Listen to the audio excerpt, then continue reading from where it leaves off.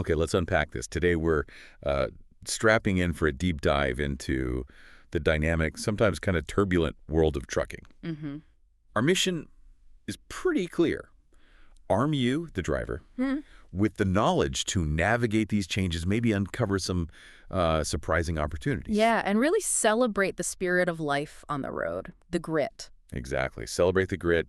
We're pulling from the whole stack of sources today, hard-hitting industry reports like Deloitte's, but also personal stories, practical advice, Legal updates, those are always important. super important, and a lot of community wisdom, too, from places like Life as a Trucker and retirefromtrucking.com. Right. So the goal here is basically to give you a shortcut to being well-informed, empower you to make smart choices. And feel respected, supported. Yes, feel respected and supported in an industry that's just always moving. And what's fascinating here, I think, is how the really big picture stuff, those global economic forces, supply chains shifting, Yeah. how that directly connects with, well, the individual ingenuity and the daily decisions of truckers right there in the cab. So it's not just abstract boardroom talk.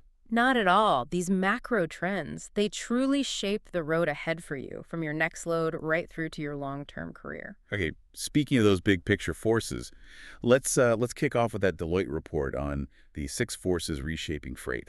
Good place to start. Their message is don't bet on one future, which, for drivers often feels more like just hold on tight, nobody knows what's next. Huh, yeah, that sounds about right. But these forces, they aren't just talk, they really do impact your next load, your paycheck, how you plan. So let's break them down. What are they seeing? Okay, so let's dig into a few key ones and what they mean for you, like practically. First up is nearshoring. Nearshoring. Heard that term a lot lately. Right. It's basically companies pulling factories out of, say, Asia and setting up shop closer to home. Think Mexico, the U.S. South, maybe the Midwest. Okay, so fewer of those really long cross-country hauls and more. What? Hmm. Regional loops, shorter runs. Exactly. It's a pretty significant shift in freight lanes. We're looking at shorter hauls, probably less OTR work for some, Mhm.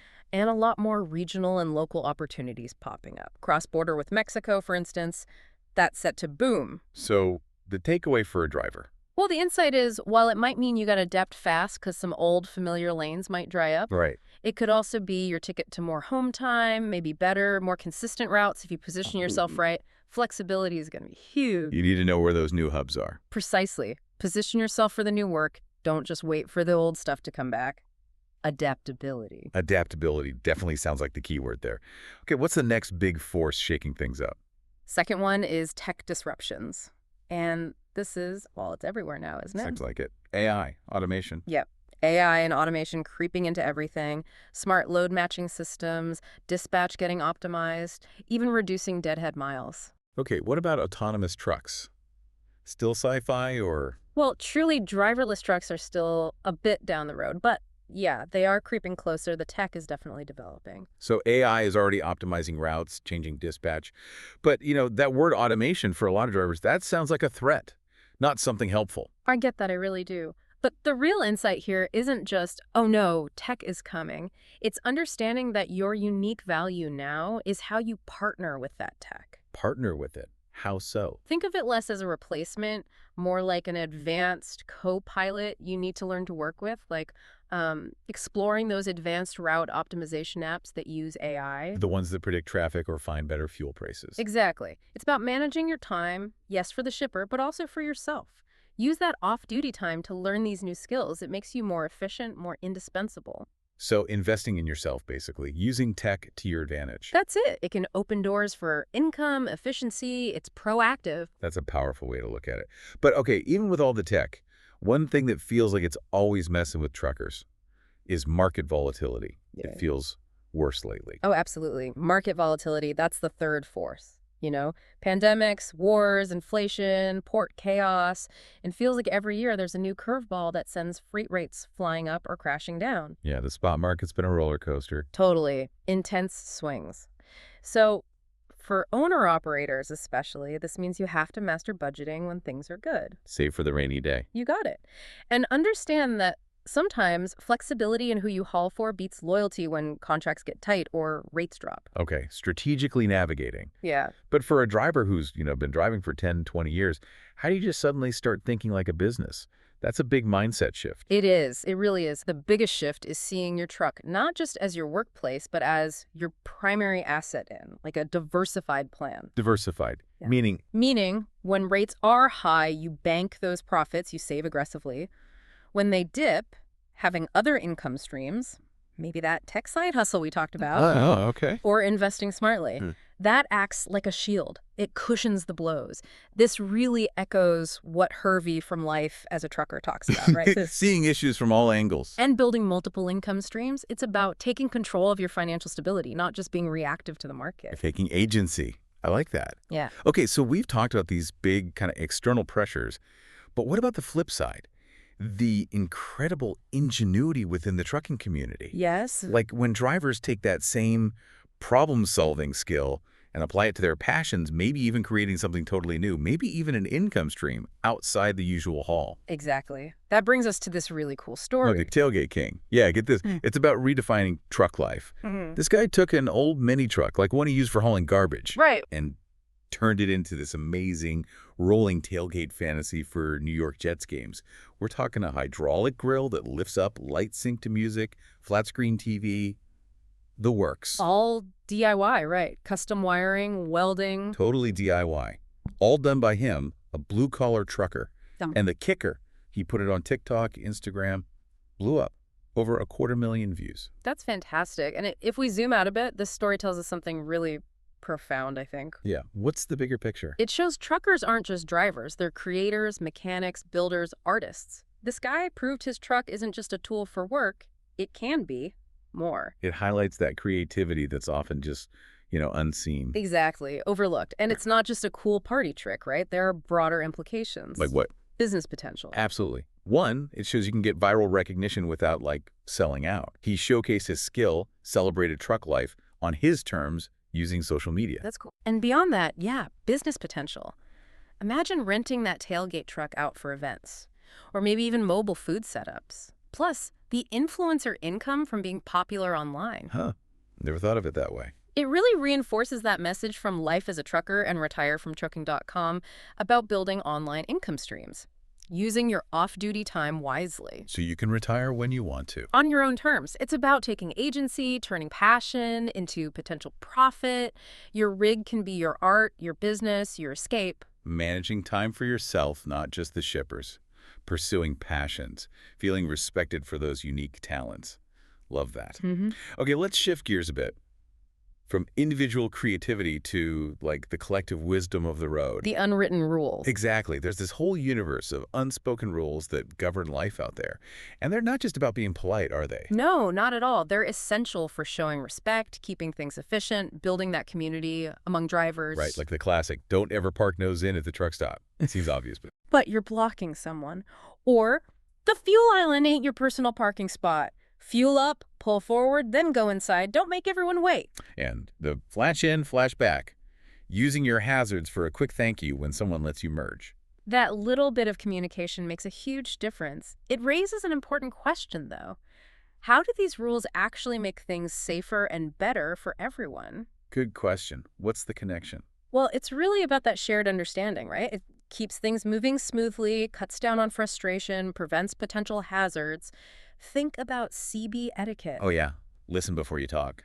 Definitely listen and learn. And the GPS thing, never trust it blindly. Rookies get stuck under low bridges all the time because they don't cross-check with a proper truck GPS and an atlas. A physical atlas, still important. Absolutely. It's a fundamental safety net you ignored at your peril. That's a huge one. Yeah. What are maybe one or two other crucial, maybe overlooked rules that every driver needs to know, especially new ones? Yeah. Okay, definitely don't block the scale line or just hang out on the SEAT scale after you weigh. Pull off, check your numbers, then reweigh if you have to. Everyone's time is valuable. Right. Keep it moving. And, in this day and age, phones and cameras can wait. Seriously. Nothing on social media is worth risking your safety or your CDL. Good reminder. And finally, maybe the most important, ask for help when you need it, own up to your mistakes, and help others out. Spot for someone struggling to back in. Pay it forward. Yeah, and clean up after yourself. Truck stops, rest areas, leave it better than you found it. That's being a pro. These simple rules, they build respect, support, community. They keep the wheels turning literally and figuratively. It really paints a picture of a strong community. But navigating the industry isn't just about road etiquette. It's also about big decisions, like who do you drive for? How do you avoid bad contracts? Critical stuff. Take New Jersey, for example, one of the busiest freight corridors out there, right? But even in a place with tons of work, not every company treats drivers well. That's absolutely true. And company selection is huge. You got to know what you're looking for. In Jersey, you've got options depending on your goals. Well, for just sheer volume, NFI Industries down in Camden is a monster. Consistent miles, decent pay, but yeah, it's a big corporate environment. Okay. What about for owner-operators wanting more freedom? Road Scholar Transport, they're based in PA but run heavily through Jersey. They specialize in sensitive freight, tend to treat drivers like real pros, more of an owner-op vibe. Good to know. So it's not one size fits all. What if you want more local, predictable work or specialized stuff like flatbed? Exactly. For local, regional, more home time.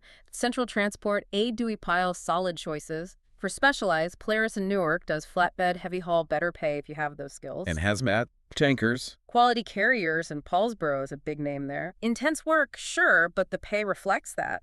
But you gotta listen to other drivers, too. Yeah, what are people saying? You hear stuff like, NFI keeps you moving, but don't expect dispatch to be your buddy. Or Road Scholar, yeah, they give you miles and support. That real-world feedback is gold. Definitely. Okay, beyond the good options, what are the big flashing red flags, the things drivers absolutely need to watch out for? Number 1, watch out for those shady lease purchase deals. The ones that promise ownership but bury you in deductions with no guaranteed loads. The dream that turns into a nightmare? Pretty much. Also, small outfits not using ELDs, big red flag. Companies hiding the rate confirmations, run away. Dispatchers acting like they own you. Nope. So the takeaway is? Know your goals first. Don't chase the shiny logo or the fancy recruitment video. Protect your CDL like it's your lifeline. Do your homework before you sign anything. Do your homework. Good advice. Yeah. And speaking of signing things, shady contracts. That's a minefield. It really can be. And actually, the FTC, the Federal Trade Commission, just made an interesting move. They filed to vacate an old court ruling that kind of tied their hands in going after sketchy companies. Okay, wait. Vacate a ruling. What does that mean in plain English? They want more power to fight bad contracts. Pretty much. They want to regain their full power to protect people, including truckers, from what they're calling garbage contracts. Garbage contracts. Strong words from the FTC.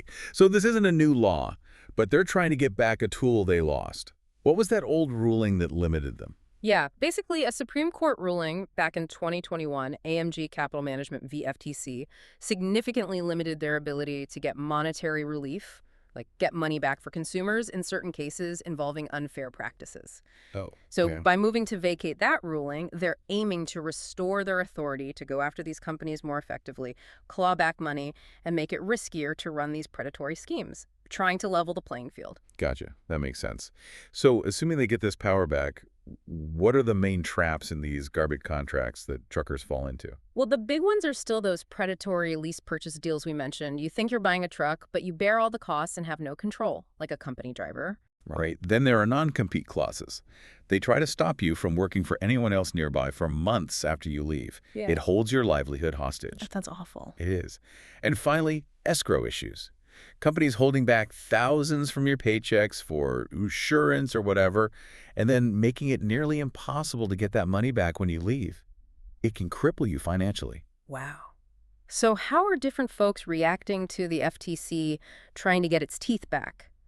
Truckers, fleets. You get different perspectives, for sure. Lots of truckers are probably thinking, it's about time, these contracts are rigged. Yeah. Smaller, legitimate fleets might say, hey, don't lump us all in with the bad apples. Yeah. Big corporations might talk about creatively structured compensation. Right. But the FTC's message seems pretty clear. If it looks and smells like a scam, they want the power to treat it like one. Bring back some fairness. Okay. This FTC move sounds hopeful, but it's not going to fix everything overnight. What's the practical advice for a driver right now? What's the first step to protect yourself? Simple but crucial. Read before you bleed. Never, ever sign a lease or contract without understanding every single line. Like who owns the truck? Who pays for repairs? Exactly. Who owns it? Who covers maintenance? How does the escrow work? Are there long competes? What happens if you quit or get fired? Ask questions. Get everything in writing. Document everything. Screenshot emails, texts, everything. Keep records. It empowers you, helps you manage your terms, and pushes back against being treated unfairly. It ensures you're respected. Absolutely critical advice. Now, sadly, we also have to touch on a more serious topic, safety and accountability. There's a recent tragic incident involving white-hawk carriers in Florida. Yeah, that's a tough one. Florida authorities are investigating them intensely after a crash that killed 3 people. And this isn't just a routine DOT check, is it? No, far from it. We're talking subpoenas flying, possible criminal investigations looming, major media attention. It's serious. What are the key facts we know? Well, the crash involved a White Hawk truck, resulted in 3 tragic fatalities. Investigators in Florida have subpoenaed the company for a ton of records, driver logs, maintenance history, communications, hiring practices, the whole 9 yards. And it's multi-state. Yes, because they operate across state lines. Florida, California, and the FMCSA are all looking into it. If negligence is found, you could see huge civil lawsuits, massive fines, maybe even criminal charges. Such a terrible situation. Ooh. When something like this happens, the media often focuses on one angle. What perspectives might get missed, especially regarding the pressures drivers face? That's a really important question. From the driver's side, you have to ask. Was this driver pushed too hard? Were there HOS violations ignored? Equipment problems the company knew about? It's rarely simple driver error. Right. From the company's side, was it a pattern of cutting corners, poor oversight, or was it truly a freak accident and now they're under the microscope? And the public view. The public often jumps to dangerous truckers, right?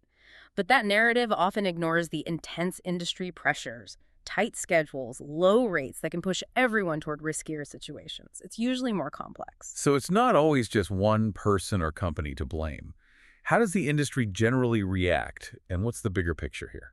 Well, among drivers, you often hear chatter about the constant pressure, the impossible schedules. It feels like a recipe for disaster sometimes. Safety advocates use these tragedies to warn about lax oversight. Company reps, naturally, defend their operations. And the bigger picture? The bigger picture often points to systemic issues. Low freight rates, high operating costs, unrealistic delivery demands from shippers. These things create an environment where risky decisions can seem necessary for survival, for both carriers and drivers. So the system itself is part of the problem? Often, yes. When tragedy strikes, it's the drivers and their families who bear the brunt. We need to remember it's not always just individuals, but the pressures within the system. That's a really crucial distinction. So for drivers listening, trying to navigate these pressures, what's the bottom line? How do you protect yourself? Stay safe, stay informed, know your rights, log everything accurately. Those logs are your defense if things go sideways. Don't fudge the log. Absolutely not. Speak up about safety concerns, even if it feels risky. Hold your company accountable. Don't let anyone gamble with your life or your CDL. It ties right back to demanding respect and support, starting with basic safety. Powerful points. This has been quite a deep dive. We've covered a lot of ground. We really have. From those big industry forces reshaping everything, that amazing trucker creativity, the unwritten rules, tricky contracts, and, well, the vital importance of safety. It really all comes back to your life on the road and beyond the road, too. Yeah. Giving you the tools to navigate it all. And looking at the overall trend, the future really belongs to the drivers who adapt, who diversify their skills, who protect themselves proactively. That wisdom from life as a trucker seems key. Definitely. Manage your time, not just for the next load, but for yourself. Learn new things, build those online income streams, plan your exit strategy so you can get out on your terms. That's how you thrive. So, the final thought for you listening. What does this all mean? Your rig, your career, your life? It can be way more than just a job, can it? It really can. It can be a platform for creativity, for financial independence, for building something that lasts. So the question is, what will you build? How will you manage your time for your goals? Check out resources like lifeasatitrucker.com, retirefromtrucking.com. Lots of tools and tips there. Great resources. Explore them. Until next time, everyone, stay informed and drive safe.